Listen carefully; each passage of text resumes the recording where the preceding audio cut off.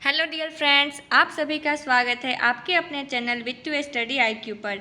मैं मृदुल Bhardwaj, scientific assistant NPCIL, आप सभी का स्वागत करती हूँ। तो सब कोई जिसने भी एक IBGO का एग्ज़ाम अटैम्प्ट किया था उन सभी को क्वेश्चंस का आइडिया अच्छे से लग गया होगा।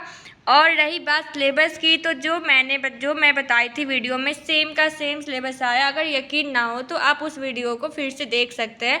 मैं पहले ही बताई थी कि जो 75 क्वेश्चंस आएंगे इसमें मिक्सअप रहेंगे। ऐसा नहीं कि जिसका जो डिसिप्लिन है सिर्फ उसका आएगा और वही पेपर था। मतलब अगर फिजिक्स मैथ जो भी BSc वाले, डिप्लोमा वाले और CS वाले तीनों का ब्रांच वाइज मतलब अलग अलग क्वेश्चंस नहीं थे, सबका पेपर सेम ही था। जो जैसा कि मैं बताई थी सिलेबस में, क्योंकि यूट्यूब पर बहुत सारे वीडियो ऐसे अवेलेबल थे कि बहुत सारे वीडियोज़ में कहा गया था जो जो सबका डिसिप्लिन है उसके अकॉर्डिंग आएगा, बट ऐसा नहीं था।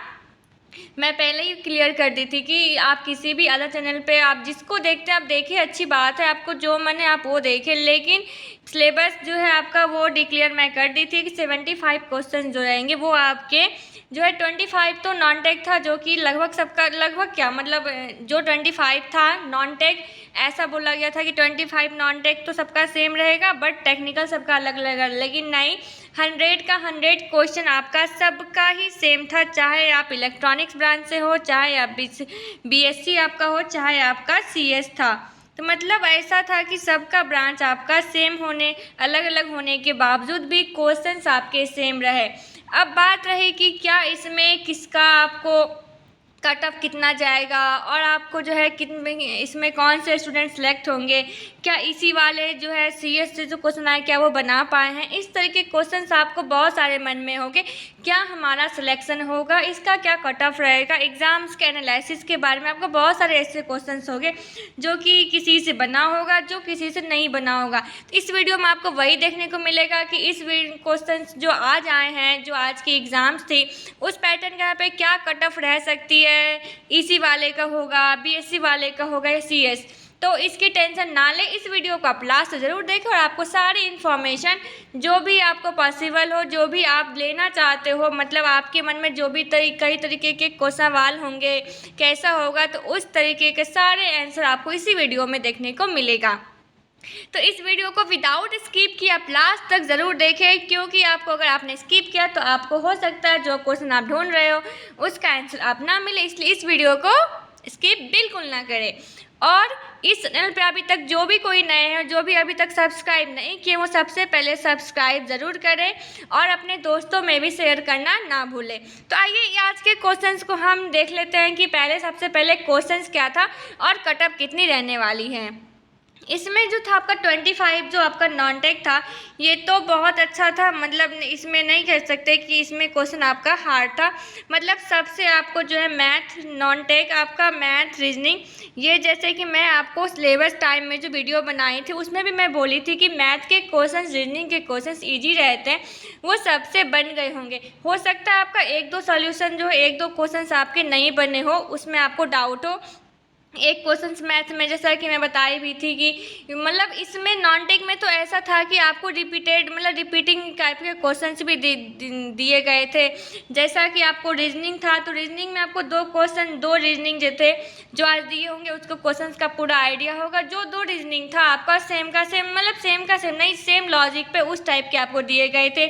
एक कैलेंडर का क्वेश्चन था, पूछ रहा था कि आपको 15 अगस्त इस टाइप का, 15 अगस्त 2001 को आपका अगर थर्सडे है तो 15 मई 2010 को कौन सा दिन था। ये क्वेश्चंस थे कैलेंडर वाले। उसके बाद 2-4 रीजनिंग थे और 2-4 मैथ थे और बाकी सारे क्वेश्चंस आपको जो लॉजिक वाले होते हैं, कुछ roses, some roses are marigold, some tulip not flower, मतलब इस टाइप के क्वेश्चन थे। क्या निष्कर्ष और कथन निष्कर्ष वाला 2 क्वेश्चन था। हो सकता है उसमें किसी को डाउट रहा हो और उन्होंने ना बनाया हो। मतलब अगर 25 में हम ओवरऑल लेके चले तो 21 से 20 मतलब 20 से 21 लगभग सबका सही हुआ होगा। हो सकता है एक दो गलत हो, लेकिन 21 क्वेश्चंस बनने वाले थे इसमें विद कॉन्फिडेंस। ये बात आपकी नॉन टेक की हो गई। अब आते हैं हम टेक्निकल पे। जो टेक्निकल जो 75 था क्वेश्चंस, उसमें आपका क्या सब पूछा है। तो 75 टेक्निकल में जो है मैक्सिमम क्वेश्चंस आपके कंप्यूटर से थे। और ये भी कंप्यूटर में नहीं था कि आपका बेसिक कंप्यूटर जो जिसने पढ़ा हो वो बना ले, नहीं, ना आपका इसमें सी था, ना C++ था, यहाँ तक कि आपका जावा भी नहीं, आपका पाइथन जो होता है लैंग्वेज, उससे आपके कई सवाल थे। मतलब मैक्सिमम हम लेके चले तो 15 से 20 क्वेश्चन, 20 से 25 भी ले चले। और पाइथन पर भी आपका जो है नोडल टाइप के भी जो क्वेश्चंस थे आपको वो पाइथन से ही बनने वाले थे।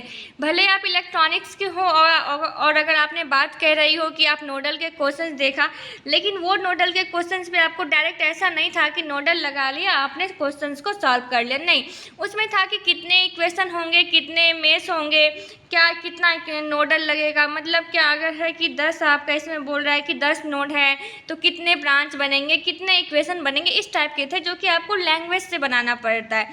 तो आपको पाइथन का आपको बहुत सारा क्वेश्चन था, ठीक है। मतलब पाइथन लैंग्वेज जनरली हम लोग नहीं पढ़ते, हम लोग में जैसे कि जो डिप्लोमा वाले हैं उसने नहीं पढ़ा होगा, हो सकता है अगर किसी ने 12th में अपना ऑप्शनल में रखा हो तो वो पढ़े हो, और बीएससी वाले अगर अपना अलग से कंप्यूटर का कोर्स किया हो तो मे बी वो पढ़े हों। लेकिन आप याद रखें कि अगर आपका पाइथन आपने नहीं जानते हो, आप कोई भी एक मतलब यहाँ पर कि यहाँ तक आपको 2-3 सवाल आपके जो थे लूप वाले, जो सी में हम लोग पढ़ते हैं कि सी का आपको आउटपुट निकालना रहता है, सेम एज पाइथन का था। लेकिन पाइथन कोई पढ़ते नहीं है तो इसका आंसर कोई नहीं बनाया होगा, अगर जिसने बनाया होगा वो नेगेटिव में भी जा सकता है, हो सकता है आपका बनाया हुआ तुक्का सही हो, लेकिन वो कॉन्फिडेंस के साथ नहीं बनाएंगे जिसे पाइथन नहीं आता है। तो आप ऐसे लेके चले तो आपका तो पाइथन हटा के हम 20-25 क्वेश्चन तो आपका ऐसे ही हट जा रहा है। मतलब 15 से 20 क्वेश्चन, 15 ले लेते हैं मैक्सिमम, जो कि आपका वो नहीं अटैम्प्ट हुआ होगा। और ठीक है, मैं अटैम्प्ट का बात कर रही हूँ, ऐसा नहीं कि 75 की पूरा का पूरा जिसने अटैम्प्ट कर दिया और नेगेटिव चला जाए। मैं ये बोल रही हूँ कि 15 से 20 क्वेश्चन अगर आपका था तो ये नहीं बनने वाला था। मतलब पाइथन से जो था, जो इलेक्ट्रॉनिक्स वाले हैं जो पाइथन नहीं पढ़े हैं वो क्वेश्चंस को ये छोड़े होंगे अगर नेगेटिव वो नहीं लिए होंगे एग्ज़ाम में तो। ठीक है, अब आते हैं कि बाकी बचे क्वेश्चंस में आपको क्या फिर पूछा। तो बाकी बचे क्वेश्चंस में आपके जो डिजिटल से थे, डिजिटल में भी आपका 2 से 3 क्वेश्चन देखा गया कि आपको अगर मार्क्स है। एक तो क्वेश्चन मतलब 2-3 तो ऐसा था कि डायरेक्ट फार्मूला बेस्ड था, वो तो सब बनाए होंगे। रिजोल्यूशन निकालने का डायरेक्ट फार्मूला था कि भी रिफरेंस इनटू डिजिटल इनपुट बटे जो भी होता है 2 की पावर n-1, इस टाइप का आपका क्वेश्चन था। एक तो फार्मूला बेस्ड था डायरेक्ट, एक आपका न्यूमेरिकल था डायरेक्ट, इस पे कि आपको अगर वोल्टेज दिया गया है और नंबर ऑफ बिट भी दिया गया है तो रिजोल्यूशन क्या होगा। ये डिजिटल में क्वेश्चन थे। एक क्वेश्चन आपका मार्क्स से था, वो भी आपको डिजिटल से था, ठीक है। और डिजिटल में आपको 1-2 नैंड गेट से थे, क्योंकि मैं पहले ही बताई थी कि जो बीएससी वाले होते हैं, बीएससी जो करते हैं वो उसके फिजिक्स में आपको ये एंड गेट पूछता है, नैंड गेट एंड गेट वगैरह का, तो आपको गेट्स के क्वेश्चन तो रहेंगे ही। तो एक आपका एंड गेट का था कि मतलब आपको नैंड दिया हुआ था और उसका आपको आउटपुट मांग रहा था कि आउटपुट क्या होगा, मतलब सॉल्व करके आपको ये उसका इक्वेशन निकालना था, ठीक है। उसके बाद आपको और थे कि डिजिटल तो हो गए, उसके बाद आपके एक कम्युनिकेशन दो कम्युनिकेशन से था कि एफएम जो है वो किस पे डिपेंड नहीं करता, मतलब डायरेक्ट एफएम का अगर क्या बोलते हैं जो आपको डेफिनेशन होता है सीधा एफएम के डेफिनेशन से था आपका। फिर उसी टाइप में आपका था कि मतलब कम्युनिकेशन हो गया, डिजिटल हो गया, इसी टाइप के क्वेश्चंस था आपको। मतलब हम बेसिकली बात करें तो पूरा का पूरा इलेक्ट्रॉनिक्स ब्रांच जो है उसने वही बनाया होगा कि ये सब जो है डायरेक्ट बना गया हो, लेकिन पाइथन की बात नहीं रही। अब जो है बीएससी जिसका मैथ रहा होगा, अब मैथ वाले का सोचो, जो बीएससी मैथ रखा होगा उसे ना तो फिजिक्स की पता है वो सब, और ना उसने कंप्यूटर पढ़ा है, तो फिर उसका हल क्या होगा। इसलिए आप लोग टेंशन ना लें, आप लोगों की एग्ज़ाम अब हो चुकी है कि आप ये टेंशन ना लें कि अरे यार मैं इतना दूर आया, पटना गया, कोटा, दिल्ली, जो भी एक्सेट्रा जिसका सेंटर जहाँ हुआ और एग्ज़ाम्स के क्वेश्चन ऐसे आ गए। तो यू डोंट वरी, आपका एग्ज़ाम जैसा भी था, आपको जितना पता था आपने अच्छा ही किया होगा। कोई जानबूझ के एग्ज़ाम्स में गलत नहीं लिखता है, इसलिए आप बिल्कुल भी बेफिक्र रहें, बिल्कुल टेंशन ना लें कि आपके एग्ज़ाम्स अच्छे नहीं गए। आप याद रखें कि जो भी स्टूडेंट आज एग्ज़ाम देने आए थे सबका एग्ज़ाम आपकी तरह ही गया है। ऐसा नहीं है कि सबका जो है किसी का भी 100 में 100 आपका 100 में 90 अगर कोई बोल रहा है कि सही है तो या तो वो बंदा जो है आपको कंप्यूटर का पाइथन जानता होगा, या नहीं तो वो पक्का कि मतलब वो बस फेंक रहा है कि यार मेरा तो अच्छा गया। वो कोई ऐसा नहीं होगा कि जिसका 90 सही होगा, उसी को होगा जिसका पाइथन भी अच्छा हो और उसने साथ साथ फिजिक्स वगैरह भी अच्छे से पढ़ा हो, बस वही। ठीक है, तो इसलिए अब इसकी बात रही कट ऑफ कितनी जा सकती है, तो मेरे अकॉर्डिंग इसकी कट ऑफ जो है ज़्यादा नहीं जाएगी।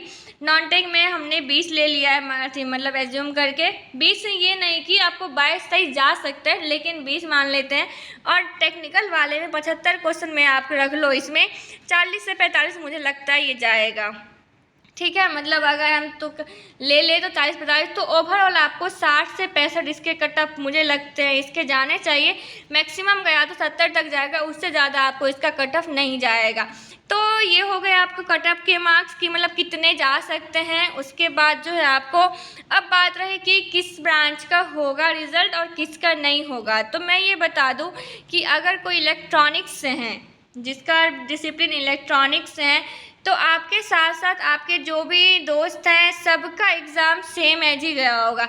अब उसी में ये होगा कि किसी ने अगर थोड़ा बहुत भी अच्छा पढ़ा होगा तो मे बी उसका हो जाए। ठीक है, तो ये सारे ब्रांच जो भी थे बीएससी, अगर आपका इलेक्ट्रॉनिक्स में ये है कि आपका डिजिटल अच्छा है तो इनका ये होगा कि इनका आपसे कुछ और सब्जेक्ट अच्छा होगा। और सीएस वाले का हो सकता है कि मतलब कंप्यूटर अच्छा हो तो इसका मतलब फिजिक्स वगैरह अच्छा नहीं होगा, डिजिटल वगैरह अच्छा नहीं होगा। तो ओवरऑल जो है आपको इसमें सब ब्रांच आप सबके इक्विवेलेंट ही है, कोई छोटा कोई बड़ा, मतलब किसी के नंबर किसी से कम नहीं है, सब अपने आप में बेस्ट है। तो रिज़ल्ट देखिए तीनों के ही आएंगे, ऐसा नहीं कि कोई दो बंदा ही मतलब कोई दो ब्रांच के रिजल्ट ला लियो, नहीं होगा तो रिजल्ट किसी ना किसी, इलेक्ट्रॉनिक्स में भी किसी ना किसी का होगा। बस वही होगा कि आपको जो है तीनों मिला के ओवरऑल आएंगे। हो सकता है इलेक्ट्रॉनिक्स के मतलब कम आ जाए, लेकिन रिजल्ट सबका ही होगा जिसने जितने सही किए होंगे। लेकिन और भी एक बात आप लोग ज़रूर याद रखें, मतलब मैंने पहले भी बताई थी कि आप नेगेटिव ना लेना।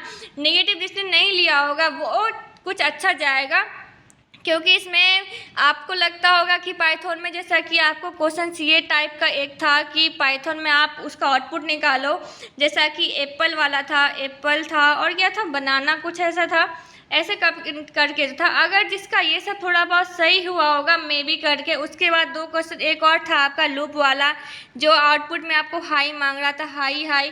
तो अगर ये सब 1-2 जिसका सही हो गया होगा, हो सकता है वो सब उस वही से आगे रहेंगे, मतलब ज़्यादा का डिफरेंस नहीं रहेगा आपके और उसके कट ऑफ में, उसके जो भी रिजल्ट आएगा। बस यही सब कुछ क्वेश्चंस ऐसे रहे होंगे कि जो सी के बेस पर अगर हम बनाए होंगे और वो सही अगर हो जाए तो बस वही सही होगा। तो अब आप लोग की एग्ज़ाम हो चुकी है, तो आप लोग इसकी रिज़ल्ट की बिल पे सबसे पहली बात तो ये है कि रिज़ल्ट का हमें टेंशन ही नहीं लेना चाहिए, क्योंकि रिज़ल्ट हम बनाते नहीं हैं और हमारे हाथ में ये होता नहीं है। हम चाह कर भी अपने उस एग्ज़ाम को फिर से, जो एग्ज़ाम हमारी हो चुकी है, हम वापस वहाँ नहीं जा सकते हैं, और ना जो आपको क्वेश्चन पेपर में आया हो आप उसे चेंज कर सकते हैं। इसलिए जो अब आपकी आगे एग्ज़ाम है प्लीज़ आप उस पर फोकस करें। अब आप आज के एग्ज़ाम को लेकर बिल्कुल भी टेंशन ना लें। आज सबका वही हाल है, जो भी स्टूडेंट एग्ज़ाम देने गए अपने घर से दूर, सब ने यही सोचा होगा कि यार एग्ज़ाम देने क्यों आ गए, जब क्वेश्चन इसे पूछना ही नहीं था। ठीक है, अब उसको आप ना सोचें। अब जो भी आपका एग्ज़ाम्स है आप प्लीज़ उसे आगे देखें, क्योंकि ऐसे में क्या होता है आपका जो आगे वाला एग्ज़ाम होता है वो भी ख़राब हो जाता है। इसलिए आज वाले एग्ज़ाम्स को अब छोड़ दें आप, जैसा गया अच्छा गया, कम से कम आपको क्वेश्चंस का आइडिया को लगा। अब अगर आगे ये एग्ज़ाम लेती है तो आप ज़रूर इसे पाइथन पर होगे, ज़रूर आप C+ से कुछ ऐसा करके जाओगे कि आपका एग्ज़ाम उसमें आपको हो जाए। तो इसलिए एग्ज़ाम देनी चाहिए। आपको क्वेश्चंस का आइडिया लगता है अच्छा है कि ठीक है, अब जैसा गया सबका सेम ही गया होगा, किसी का 1-2 से छूटेगा, कोई आगे पीछे जाएगा, बस बात ख़त्म, ज़्यादा सोचना ही नहीं है। तो आपके आज के एग्ज़ाम की यही एनालिसिस थी कि ओवरऑल सबका लगभग सेम ही रहा है। ठीक है, तो आप टेंशन ना लें, और जो भी एग्ज़ाम्स है आगे आप उसकी तैयारी करें, उसके लिए आपको ऑल द वेरी बेस्ट। और सबसे ज़रूरी बात ये है कि आप जब भी अपनी प्रिपरेशन करते हैं तो आप उसे अच्छे से करें, आप टेंशन लेके ना करें, आप MCQs थ्योरी साथ साथ लेके चलें। आपकी एग्ज़ाम्स अच्छी जाएगी। और जो भी चैनल पे नए हैं सबसे पहले सब्सक्राइब ज़रूर करें, क्योंकि आपको चैनल पे वही वीडियो मिलती है जो कि आपके लिए इन्फॉर्मेटिव हो और आपको बहुत ही ये हेल्प करती है किसी ना किसी तरीके से, चाहे वो आपको मोटिवेशन के रूप में ले या आप उसे स्टडी के रूप में लें। जिस तरीके से आप लेना चाहते हैं ये आपके लिए बहुत ही हेल्पफुल रहती है। और जिसने अभी तक इसरो वाली वीडियो कि इसरो को आप कैसे क्रैक करें, मतलब जो आप इसरो के खुद टीए से मिलना चाहते हैं, मतलब उससे बात करके, तो इसने ये सब वीडियो आपने नहीं देखा हो, एनपीसीआईएल की जो भी इंटरव्यू होने वाली है मैकेनिकल की, तो एनपीसीआईएल की इंटरव्यू में एनपीसीआईएल से क्वेश्चंस क्या पूछे जाते हैं, मतलब एनपीसीआईएल से रिलेटेड ये वीडियो अगर आपने नहीं देखा है तो उस वीडियो को भी आप ज़रूर देखें। ये सब आपके जो भी हैं सारे आपको पूछे गए क्वेश्चंस में बताई हुई हूँ। तो अगर आप और भी इंटरव्यू रिलेटेड वीडियो जानना चाहते हैं कि ब्रांच वाइज अगर आपको वीडियो जानना है तो आप कमेंट ज़रूर करें कि मैम आप इस पर वीडियो बना दीजिए। मैं कोशिश करके उस वीडियो को भी आपको ज़रूर अवेलेबल करवाऊँगी। मिलूँगी फिर नेक्स्ट वीडियो में, तब तक के लिए bye. Thank you, thanks for watching.